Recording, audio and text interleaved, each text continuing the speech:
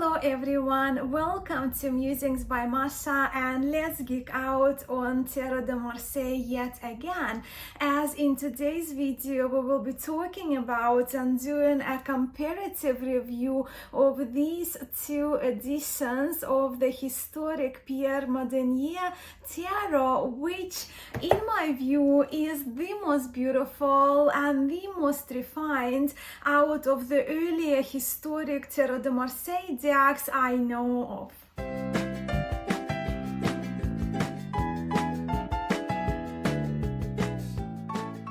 So yes, one of my most precious and beloved terroirs, well now two, Pierre Madenié Terre de Marseille, originated in Dijon in France, not the city of Marseille, but this one comes from Dijon. It dates back to 1709, with the only surviving known complete copy kept in the National Swiss Museum in Zurich in Switzerland. This terror is considered one of the most beautiful terrors of its kind and of its period by many, and there are, in my view, there are a few good reasons for it. As you may already know, Pierre Madenié terror, the standout features of the Pierre Madenié terror includes those gentler, softer, warmer and friendlier faces, good quality engravings, skillful engravings, along with the beautiful colors which we will see in both of these reproductions by Yves Reynaud from Yves Reynaud and Wilfried Houdouin of Terre de Marseille heritage. I trust that exquisite for that time, refinement that this terror is known for is due to very skillful work, excellent engraving skills which are attributed to Pierre Madenié the father, right, who was the master card maker during that period in Dijon, and also who was the engraver, one of the main engravers at least of this terror.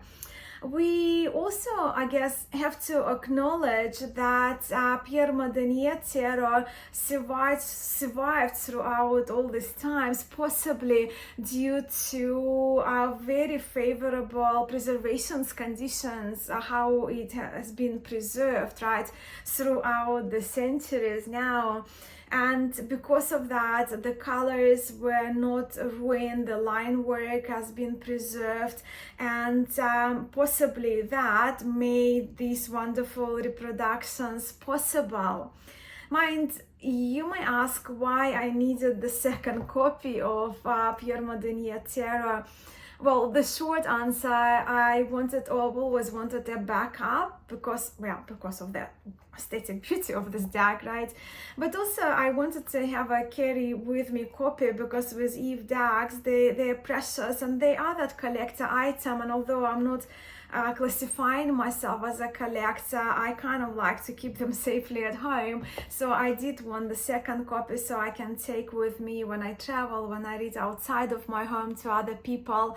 And I also use this terror quite a lot, especially when I read Terre de Marseille to somebody new to Terre de Marseille, or to people who ask me to do a Terre de Marseille reading, who know terror already and come from Rider-Waite-Smith lineage and not quite find Terre de Marseille quite as beautiful as I find it.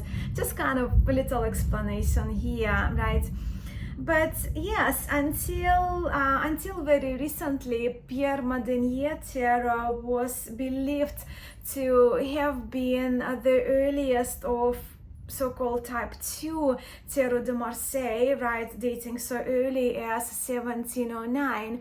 But it seems to be only until very recently, because if you watched my last week's video, right, I did feature there the newest edition of François Chausson tarot with the new dating, which seems to be really factual and valid, being 1672, which pushed Madenié to the second place of the earliest type 2 Tarot de Marseille decks. Well, it's just the information for those if you love to geek out on Marseille as much as I do.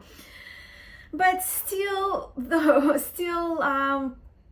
despite of that newest discovery, right, of the earliest type 2 Tarot de Marseille, provided it's all confirmed and valid, to me, Pierre Madenié tarot remains that most beautiful, warmest, friendliest, earliest surviving deck of Marseille tarot lineage, and this video is all about my cherished Pierre Madenié tarot. So here we have the second edition of Pierre Madenié tarot from 2016, and this of course is the newest edition from Tarot de Marseille Heritage of this year, right, published in 2023. As you know, in the previous editions that the cards from Tarot de Marseille Heritage, they used to come in two-part boxes.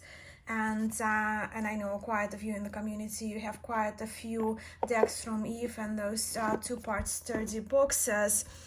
And the newest change has been to use the tag boxes, right? So the new design tag box for the decks now issued by Yves Reynaud. So that's the box, and it's actually, the boxes are really beautiful, and they do have really nice embossing that is tactile, and the gloss over the colored part. Of course, as always, we get a little bit of information in French and in English, 2 of coins there at the back, and the newest logo of Made in Marseille here. Now, I know there has been a talk among quite a few people in online groups about the choice that Yves and Wilfried made to switch to the tag boxes over two-part boxes. These boxes, they used to be made in China. As some of you know, as of last year, the decks produced by Tarot de Marseille Heritage are printed in the city of Marseille, as we can see on this new logo, Made in Marseille. And I think it needs to be said that there are understandably extra costs that are involved with the new printers that Yves uses in Marseille in France, while also keeping the costs of the decks very reasonable for us at this tarot and the previous tarot that I showed you. The cost is at 39 euros, right? So, and I think it's actually very reasonable given the prices we pay these days for independently produced tarot decks.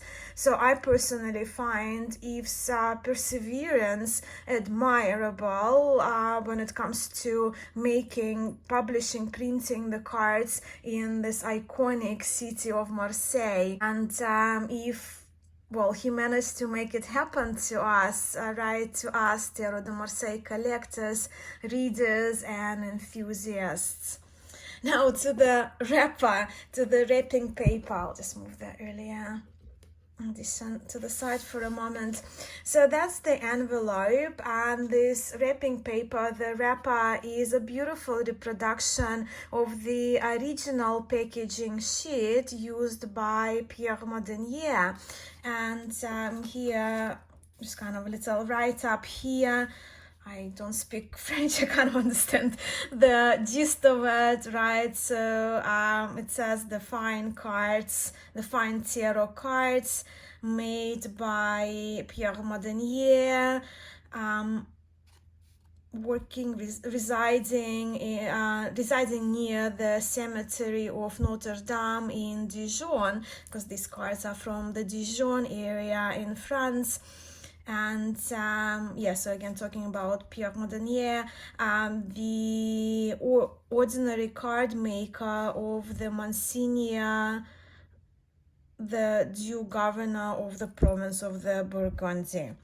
So yeah, and from beautiful, you can see two angels here right on the cover of the wrapping paper.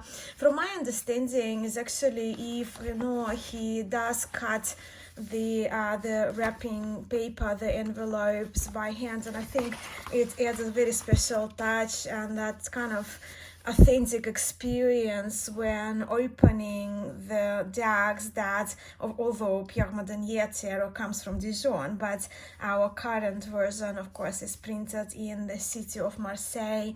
I do have special storage spaces like plastic envelopes where I keep the wrappers so I don't have to damage them, but also I have quite a few of wrappers now in my tarot library. And now to the cards. As we can see, the cardstock is matte, and they're the backs. And the cards, they have off-white backgrounds.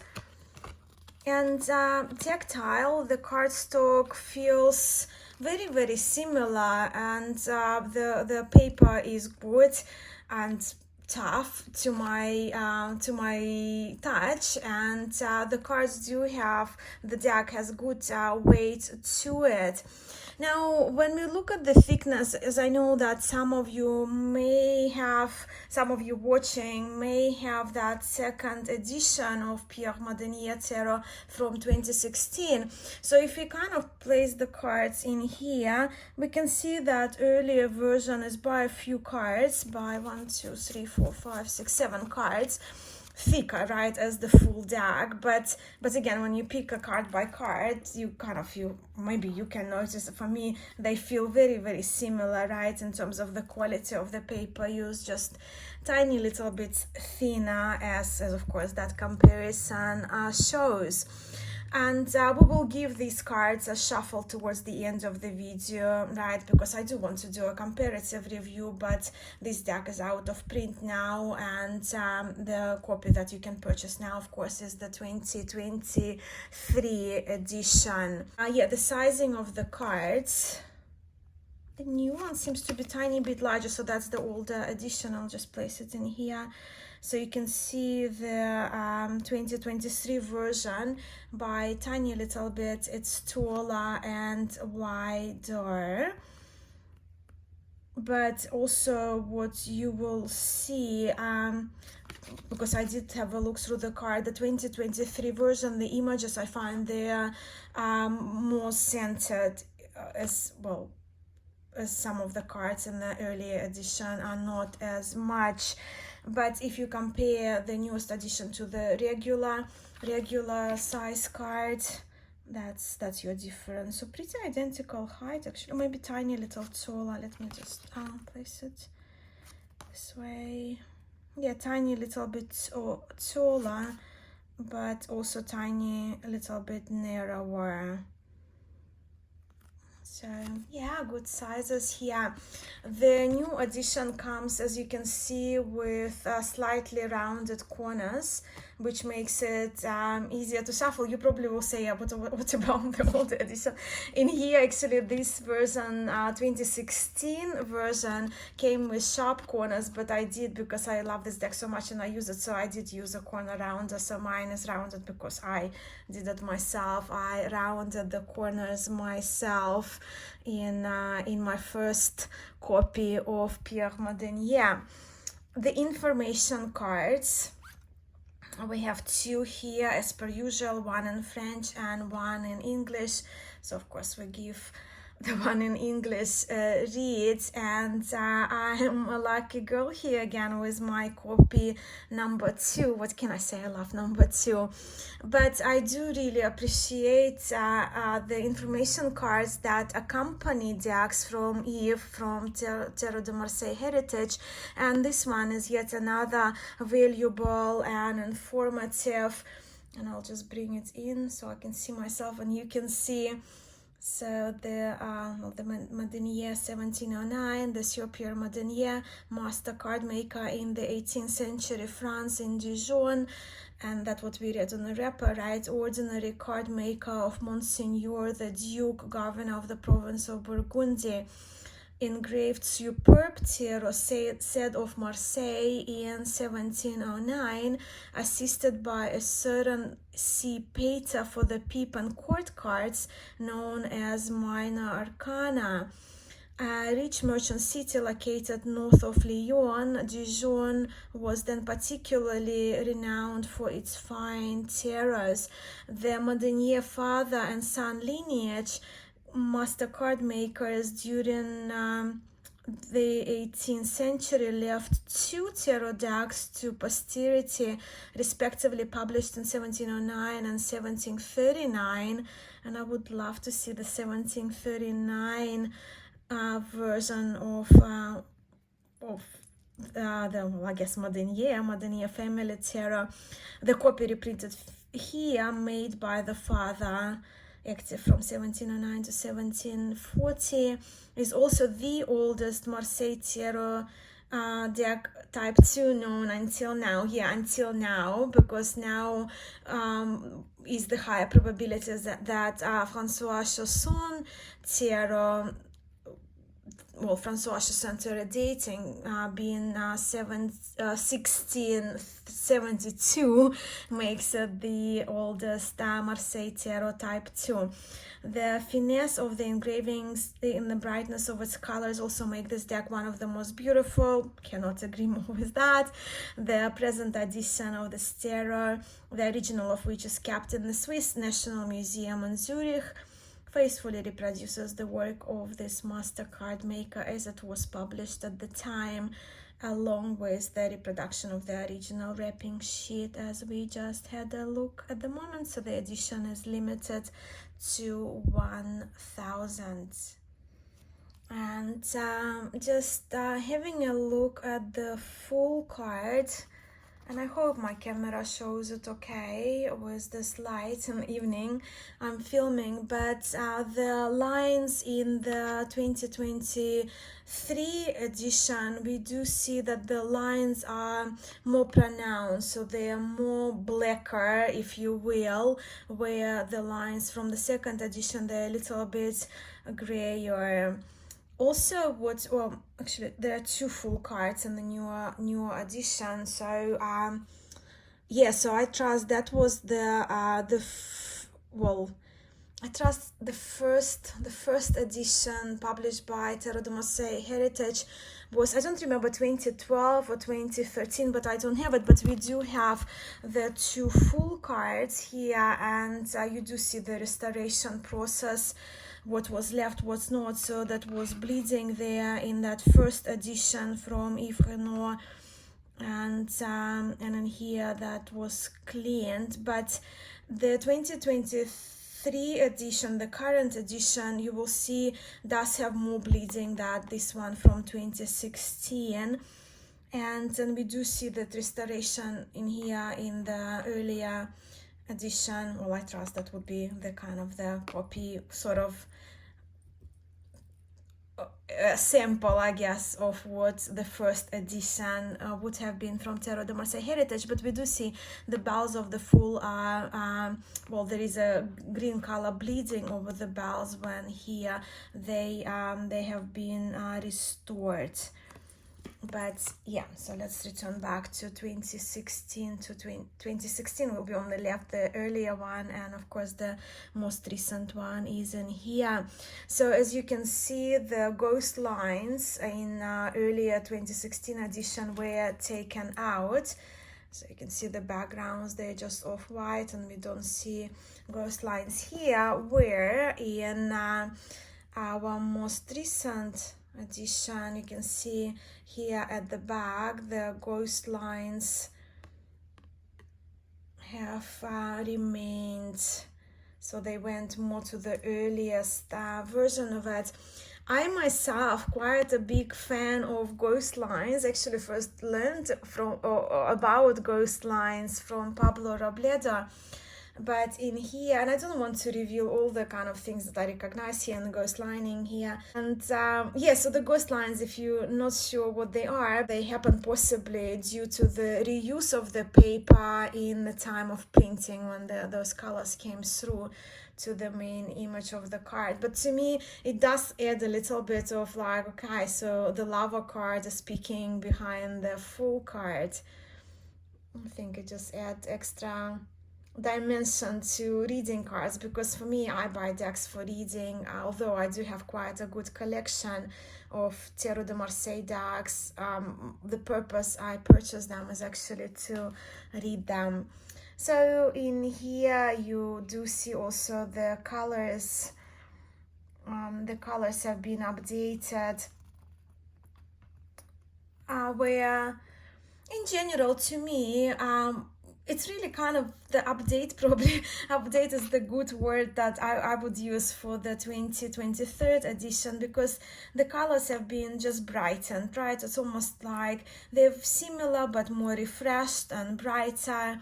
And the lines, as I mentioned, the lines are darker, possibly more saturated, but more blacker lines, especially when it comes to the facial expression, to the faces that we see. But even looking at the Magician card, we can see how much more gentler the facial expressions of the characters that we find in the beautiful Pierre Madenié tarot are.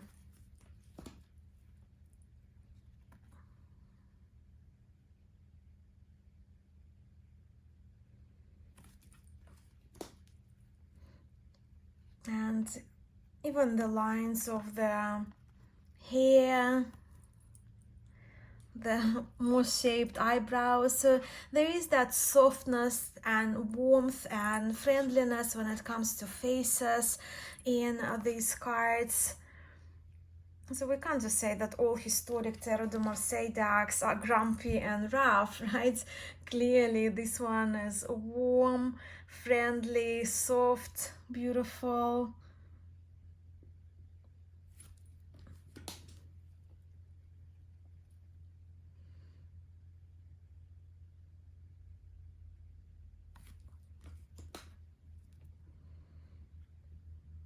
Just look at the hair and expressions, facial expressions.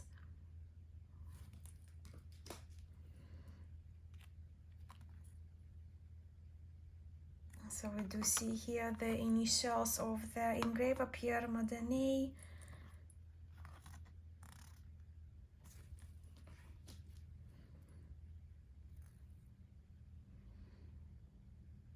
And here you can see how the lines are blacker, right? And the colors are more kind of richer, if you will, but definitely brighter in the newer version.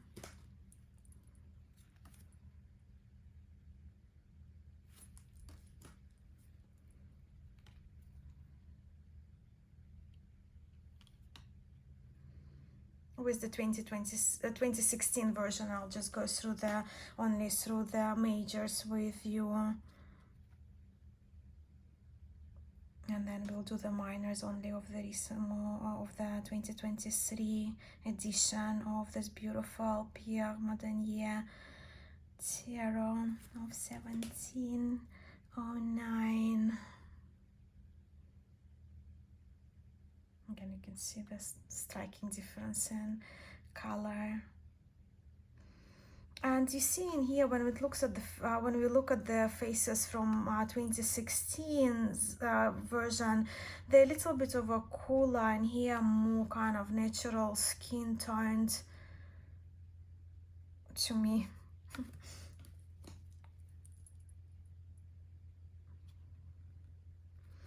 So you might have noticed already, and I don't want to point on every card, but in 2023 edition you can see more color bleeding is left. It just depends whether you enjoy a more cleaner version or whether you enjoy those bleeds that well, that came of course through the cards through the scans, because we only have the scans, right? How they are produced. The scans of the originals. You can see softer eyebrows, warmer gazes.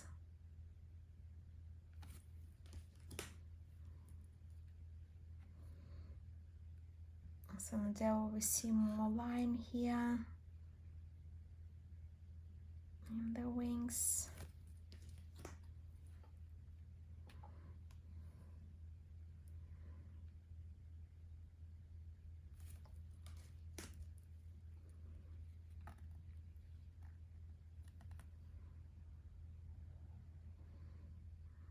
Again, beautifully done here. So and here we notice that in this version, right, the yellow was filled in, and here it was left. I guess probably the way it was in the original. Such a beautiful star card. I think out of Tarot de Marseille, shall I claim it? Yeah, I probably will claim this is the most beautiful card from a historic star card from a historic Tarot de Marseille deck.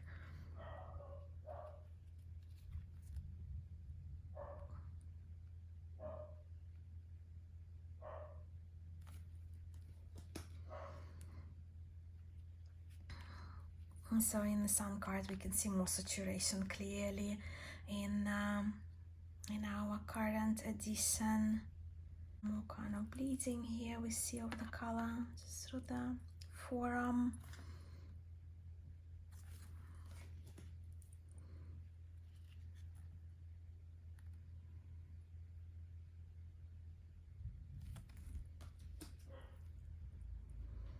Okay, and that's the world.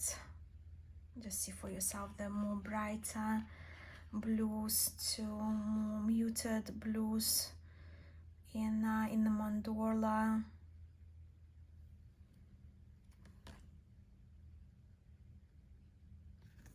With the smile. Beautiful. And now we'll just have a look at the Monarchana solely from the 2023 edition of Pierre Madenié Tarot from Yves, beginning with the suit of coins. Just get the right angle for you. It's not too much glare. So yeah, here in the two of coins we do see Pierre Madenié, Cartier of the Prince, I guess the Duke Monsignor, you know, the title that we read on the wrapper, it refers to that. And again, the year of 1709, the father, right, the father of the Madenié family, of the card makers. Fleur de Lis.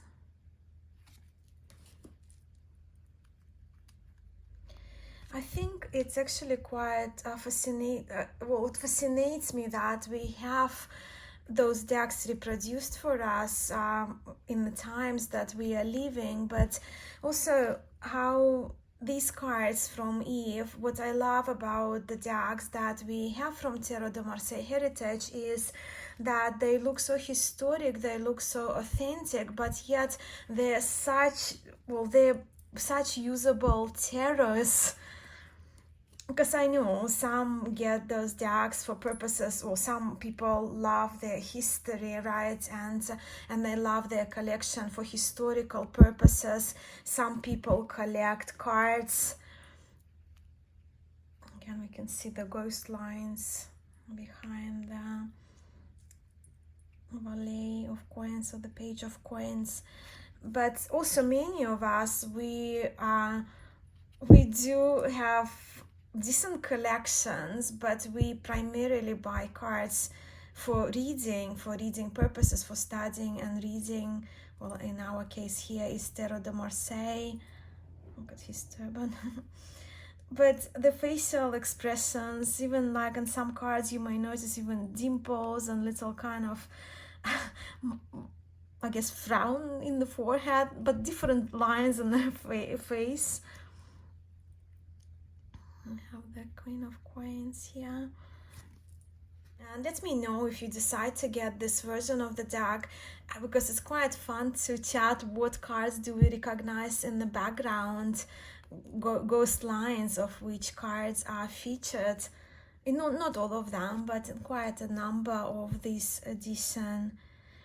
You see in here, I guess that's probably what we read. Yeah, that's the reference that we saw in the information card to the other person, Peter Pater, from also Dijon, but also that somebody assisted in the engravings of the minor cards in Pierre Madenié.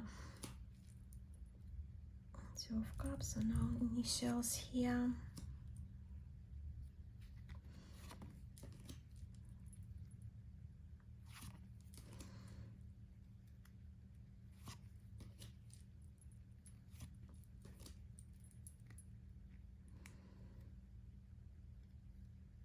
Threads are a bit more kind of darker orangey or burnt orange reds, which I do like. Just look how beautiful, and the lovely detail of him holding his headpiece with the feather. Just look at the soft, beautiful expression of the Knight or Cavalier of Cups. The little chin dimple here as well. Beautiful Queen, again beautiful hair. Ghost lines behind. Let us see. I don't know if you can see it here in the camera, but we do see. Can you see though? We see the hand here and we see the coin. So possibly the King of Cups looking at the hand of the Queen of Coins. You can see, I don't know if you can see, but it's more reversed, right? Because it's a ghost lines, then yeah, the reversed image. How interesting, eh? See how it can, this little detail can add extra dimension to a reading when you interpret cards for people. Suit of Swords. Just go very quickly, so if you need to pause for your own comparison with some other decks you have, you just press pause. Did I miss something? No, I don't think so.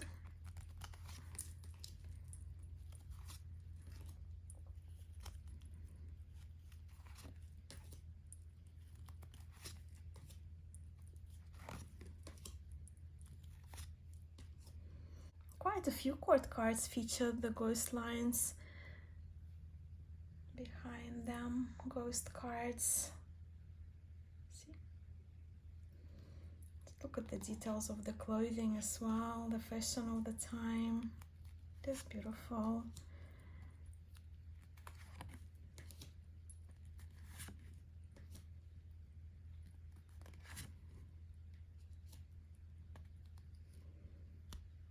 We have the suit of batons.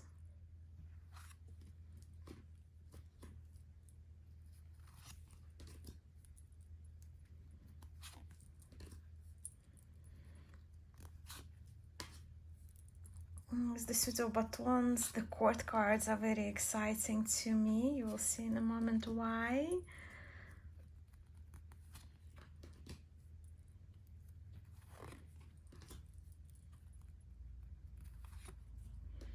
So you see here the page, again heeled shoes, love it. And here we have a look, the Cavalier, the Knight of the Batons. You can see the ghost behind him. Yeah, so you can see, I think, quite clearly now. So it looked like it's the ghost card is actually the same card but in reversed. So it looked like maybe he is looking over to the right, but subconsciously maybe he is looking over to the left. I do love how the ghost lines can add that extra fun, extra luster, extra oomph to a reading. And then again, very obvious, right? You can recognize it probably from the head behind the Queen of Batons. Clearly we do see here the battler. So you see hiding him behind her.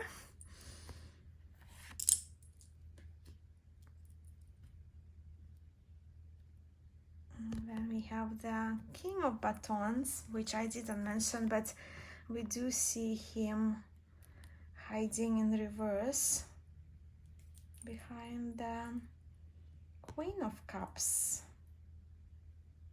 You can see the eyes, you can see the head there, looking kind of in the same direction, or the ghost looking in the same direction as that king is in reverse. Fun, right? Let's give these cards a shuffle now.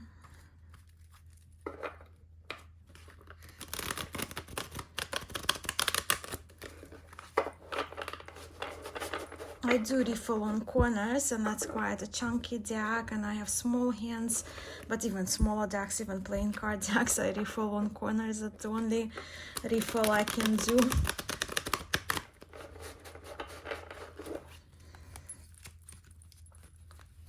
So I have had this edition now for probably a couple of weeks, around that time, and I already have decided that I will use my newest copy as my reading copy when reading cards for myself and others.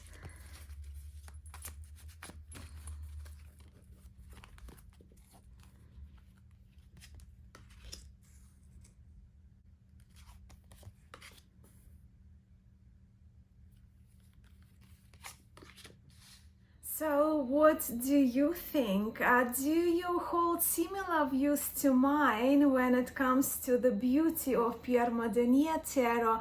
Or do you find another historic Tarot de Marseille deck that is more to your liking and more to your aesthetics?